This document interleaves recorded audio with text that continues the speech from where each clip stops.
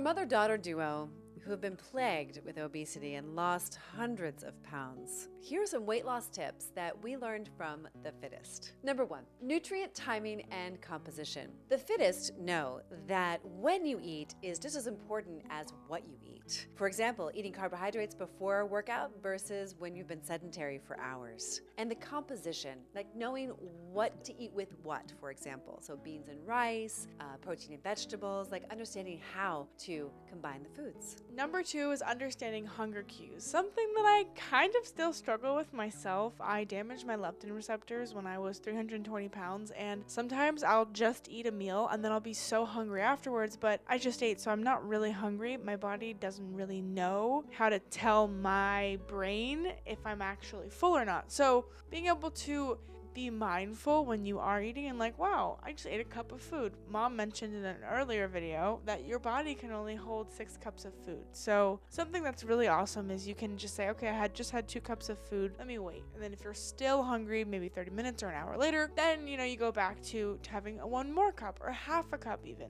We really don't need as much as we think we do, and our eyes are always bigger than our stomachs. Hunger cues are a really big topic for weight loss, and the Fittest have the advantage usually of reestablishing those pathways, because when you eat a lot of highly processed foods, your hunger cues are broken. They atrophy. There's a hippocampal pathway that's responsible for satiation, and of course there's ghrelin and leptin that are involved in those markers when your body says, I've had enough. So hunger cues may or may not be available for everybody listening to this video right now, but it's true that the Fittest are always looking at these hunger cues, and it's a sign about your metabolism. And when, this is more Ayurvedically inspired, but when your digestive fire is the strongest is oftentimes when your hunger is coming very strongly. For me, it's like 4 p.m., which is like never the best time to eat.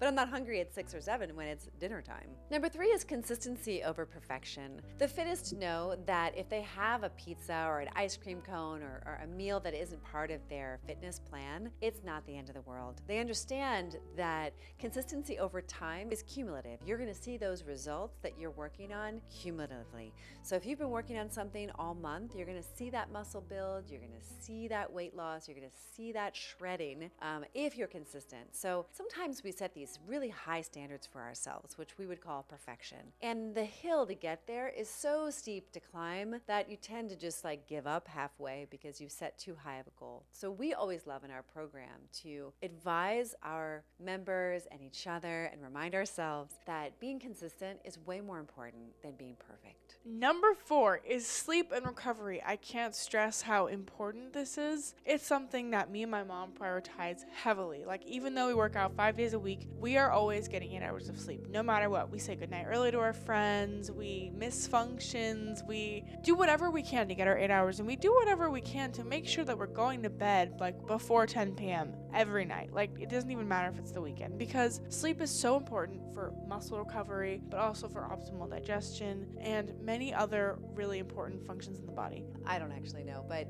what I do want to say also is that the Fittest you'd expect to be in the gym all the time. And if you knew the Fittest, you would know that they do take their recovery very seriously, because that's when the magic happens. That's when all their hard work pays off. And if you're not recovering and sleeping well and overdoing, you can damage your metabolism. Like, I got pre-diabetic from overworking. You can cause metabolic syndromes. That means breaking down of your metabolism from yo-yo dieting, from starvation, from fasting too much. So if you're constantly doing, because you feel so much shame because you're so overweight and you can't seem to get a handle on your diet, you're not really allowing yourself the time to recover, the time for your body to catch up with all the great work you've been doing. And it's essential. It's absolutely essential in getting the body that you want from the Fittest, of course, but also for your health and for your mind and for all the things that the body's doing. Number 5, strength training. Believe it or not, it is important. And strength training doesn't mean you need to join the gym and lift heavy weights, but we do need muscle mass for aging properly, and we need muscle mass to stoke your metabolism. That digestive fire and that metabolic fire is what's going to help you burn weight. You can be a fat burning machine when you take strength training more seriously. So comment below if you still have your hunger cues and if you're interested in the challenge of listening to them.